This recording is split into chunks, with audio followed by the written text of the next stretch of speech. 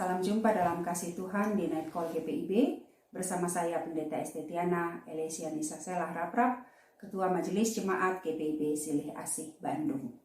Sebelum kita beristirahat malam hari ini, marilah sejenak berteduh di dalam perenungan akan firman Tuhan. Oleh karenanya mari kita berdoa.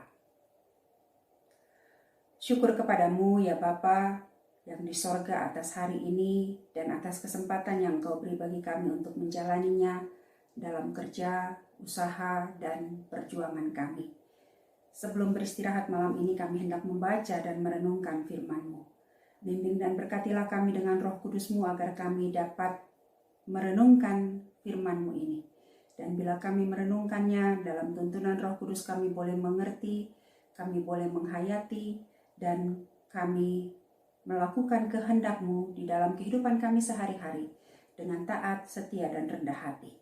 Kami berdoa di dalam nama Tuhan Yesus Kristus, Juru Selamat kami. Amin. Ibu bapak saudara-saudara yang terkasih di dalam Tuhan, pembacaan Alkitab malam hari ini sesuai dengan Sabda Bina Umat Renungan Malam adalah dari Keluaran 16 ayat 25 sampai 31 yang begini bunyinya. Selanjutnya kata Musa, makanlah itu pada hari ini. Sebab hari ini adalah Sabat untuk Tuhan. Pada hari ini tidaklah kamu mendapatnya di padang. 6 hari lamanya kamu memungutnya, tetapi pada hari yang ketujuh ada Sabat. Maka roti itu tidak ada pada hari itu. Tetapi ketika pada hari ketujuh ada dari bangsa itu yang keluar memungutnya, tidaklah mereka mendapatnya. Sebab itu Tuhan berfirman kepada Musa, berapa lama lagi kamu menolak mengikuti segala perintahku dan hukumku? Perhatikanlah, Tuhan telah memberikan Sabat itu kepadamu. Itulah sebabnya pada hari ke-6 ia memberikan kepadamu roti untuk 2 hari. Tinggallah kamu di tempat masing-masing, seorang pun tidak boleh keluar dari tempatnya pada hari ke-7 itu. Lalu beristirahatlah bangsa itu pada hari ke-7. Umat Israel menyebutkan namanya mana, warnanya putih seperti ketumbar dan rasanya seperti rasa kue madu. Demikian pembacaan Alkitab. Terpujilah Kristus. Saudara-saudara yang terkasih di dalam Tuhan, setiap orang butuh makan. Dan Tuhan menjamin kebutuhan makan setiap orang. Tetapi walaupun Tuhan menjamin, orang masih tetap harus bekerja untuk mencari dan mendapatkannya. Pertanyaannya atau persoalannya, saudara-saudara adalah apakah dalam bekerja mencari mencari kebutuhan kehidupan manusia itu, apakah manusia kita mencarinya dengan melakukan kehendak Tuhan atau mengabaikan ketaatan kepadanya? Tentu yang benarnya seharusnya adalah bahwa dalam bekerja mencari makan, orang harus dengan tetap melakukan kehendak Tuhan, dengan taat kepada apa yang Tuhan kehendaki untuk dilakukan.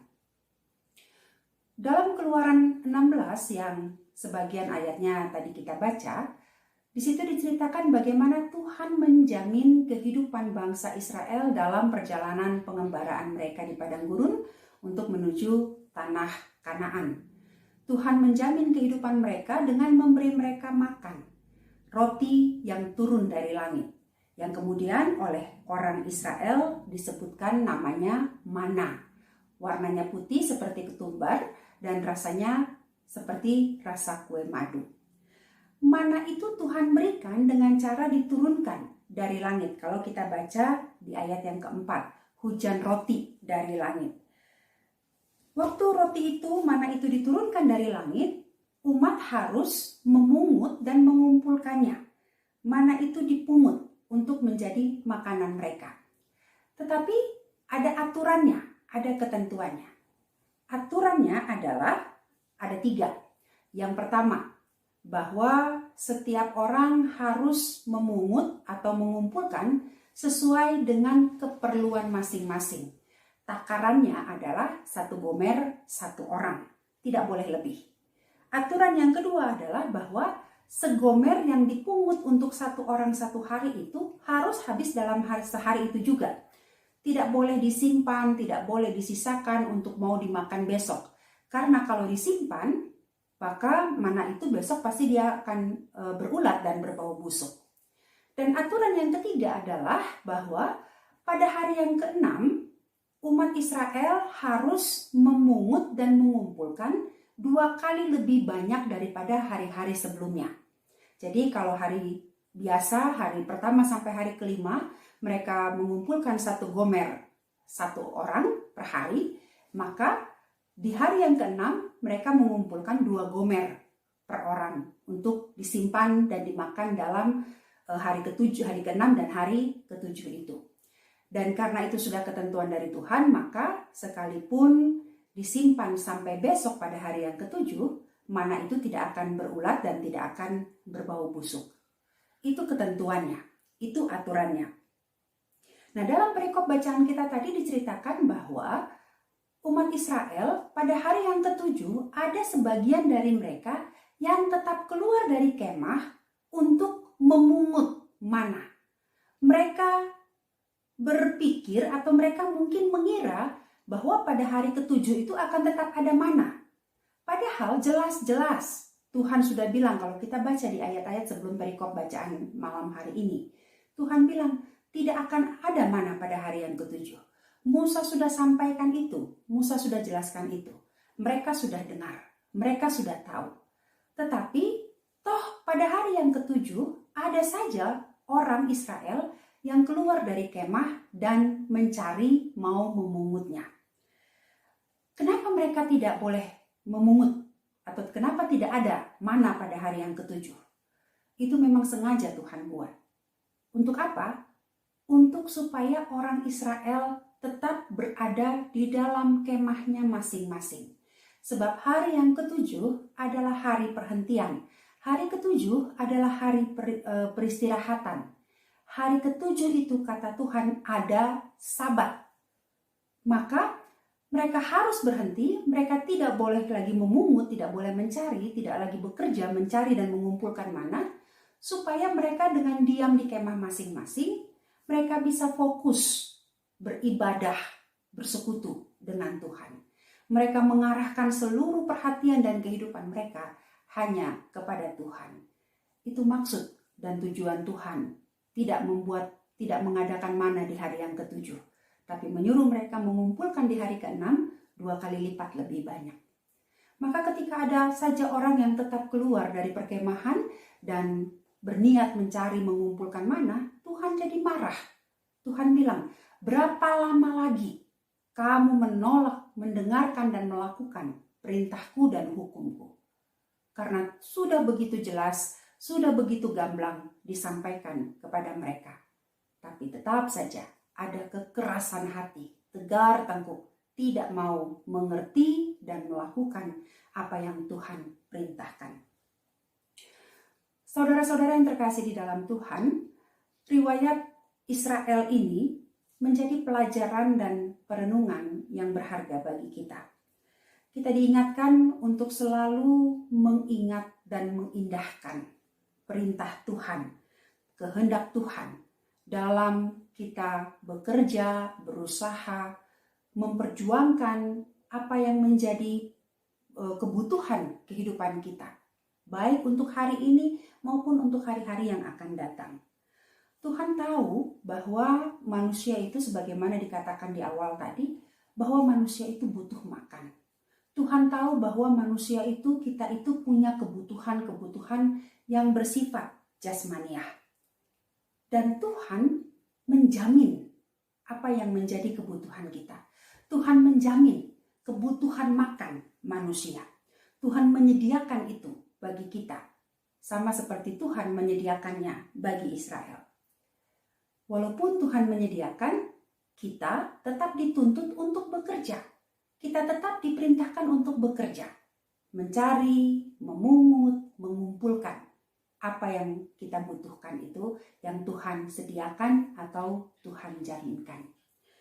Tapi pertanyaannya atau yang menjadi penekanannya bagi kita semua Bapak Ibu Saudara-saudara adalah bahwa dalam kita bekerja, mencari makan, mencari dan memenuhi kebutuhan-kebutuhan hidup kita itu kita tetap harus melakukan semuanya dalam pemikiran, pemahaman bahwa kita tetap harus melakukan kehendak Tuhan. Artinya begini, kalau kita mengerjakan sesuatu, maka itu dikerjakan dalam ketaatan pada kehendak Tuhan.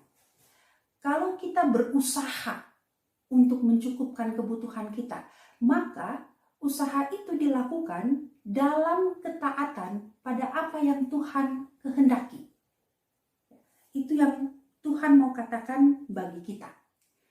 Firman Tuhan ini mengajarkan dan mengingatkan kita agar dalam mencari rezeki, dalam kita bekerja, dalam kita berusaha untuk memenuhi kebutuhan hidup kita harus mencari, kita harus berusaha dan bekerja dengan tetap taat pada kehendak Tuhan. Jadi kalau misalnya kita bekerja dalam satu bidang pekerjaan dan Tuhan bilang kamu harus melakukannya dengan cara A, maka cara A itulah yang harus dilakukan. Kita harus melakukan kerja dan usaha kita dengan cara-cara yang tidak bertentangan dengan kehendak Tuhan. Antara lain, saudara-saudara, ketika kita bekerja, kita tidak boleh melalaikan waktu, doa, dan ibadah kita, persekutuan kita dengan Tuhan.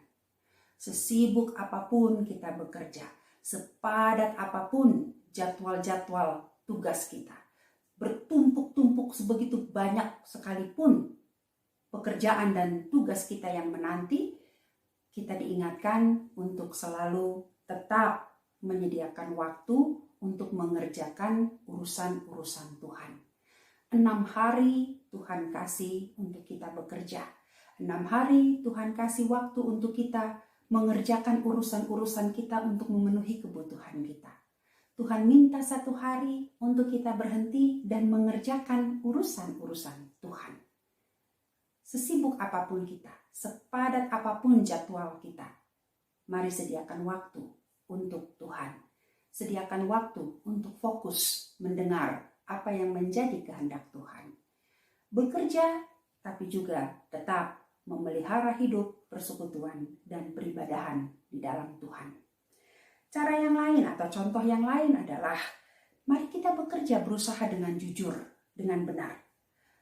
Sekalipun kita berada dalam satu keadaan kebutuhan yang sangat mendesak, kebutuhan yang sangat besar, tetapi itu jangan menjadi alasan bagi kita untuk kita bekerja dengan cara-cara yang salah. Korupsi, penggelapan, penyelewengan, tidak jujur, curang, dan lain sebagainya. Sesulit apapun keadaan hidup kita, sebutuh apapun kita akan kebutuhan kita itu, mari kerjakan dengan tetap melakukan apa yang Tuhan kehendaki, dengan cara yang jujur, dengan cara yang benar.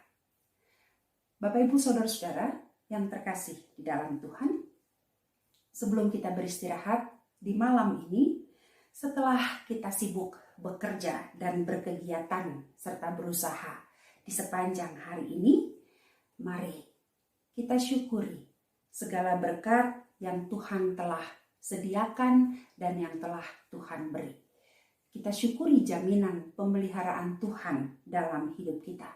Kita syukuri kesehatan dan kekuatan yang Tuhan beri, yang memampukan kita untuk bekerja, mencari, memungut, dan mengumpulkan rezeki berkat dari Tuhan itu. Tapi bersamaan juga dengan itu, mari kita teguhkan hati kita untuk selalu mendengar, mengindahkan, dan melakukan dengan sungguh, dengan taat, dengan setia segala kehendak Tuhan dalam kerja dan usaha kita, dalam pergumulan dan perjuangan kehidupan kita. Semakin kita taat dan setia kepada Tuhan, semakin kita dipelihara olehnya. Biarlah firman Tuhan hari ini semakin meneguhkan kita, membuat kita bersyukur dan meneguhkan iman kesetiaan kita kepada Tuhan, untuk senantiasa tidak mengabaikan ketaatan kita kepadanya. Amin. Mari kita berdoa. Ya Tuhan, terima kasih karena Engkau menjamin kehidupan kami. Engkau bukan hanya mengetahui apa yang kami perlu, apa yang kami butuhkan dalam kehidupan kami ini, tetapi Engkau pun menyediakan itu bagi kami. Maka biarlah kami dalam mencari dan mengumpulkan berkat yang Tuhan sediakan ini, kami senantiasa ingat untuk melakukannya dalam cara-cara yang berkenan kepadamu. Ampuni kami Bapa, jikalau dalam kerja kami, usaha dan perjuangan kami untuk memenuhi apa yang menjadi kebutuhan hidup kami seringkali hanya mengandalkan pikiran kami, tenaga kami, hikmat kami. Kami lupa untuk bersyukur, kami lupa untuk mengandalkan Engkau, kami lalai untuk melakukan kehendak-Mu dalam kerja dan usaha kami. Ampuni kami bila mana kami memperoleh apa yang kami miliki saat ini dengan cara yang tidak benar, dengan cara-cara yang bertentangan dengan kehendak-Mu. Ampuni kami juga jikalau kami hanya fokus pada usaha dan kerja kami untuk memenuhi kebutuhan hidup kami sehari-hari dan lupa untuk mengerjakan apa yang Tuhan mau untuk kami lakukan. Lupa untuk memelihara persekutuan dengan Engkau. Lupa untuk mengerjakan urusan-urusan Tuhan dalam kehidupan kami. Ampuni kami Tuhan, dan biarlah firman-Mu ini menolong kami, menguatkan kami, menggerakkan kami untuk senantiasa mendengar dan melakukan kehendak-Mu dalam kehidupan kami. Terima kasih Bapa di surga, dan kami bersyukur untuk kehidupan di hari ini, dalam kerja dan usaha kami, dalam kegiatan dan aktivitas yang kami lakukan, dan semua berkat yang boleh kami terima dan yang telah kami kumpulkan. Lalu malam ini kami akan beristirahat, kami akan tidur, kami mohon Tuhan kiranya menjaga dan memelihara kami, memberkati tidur dalam istirahat kami di malam hari ini, agar kami boleh tidur dengan tenang dan dengan nyenyak, dan kami boleh mengalami istirahat yang diberkati oleh-Mu, lalu esok hari kami boleh bangun kembali dengan tidak kurang suatu apapun. Terima kasih Tuhan, kami mohon ampun akan dosa dan salah kami, lalu dengarkanlah kiranya doa ini. Kami naikkan di dalam nama Yesus Kristus, Tuhan dan Juru Selamat kami yang hidup. Amin.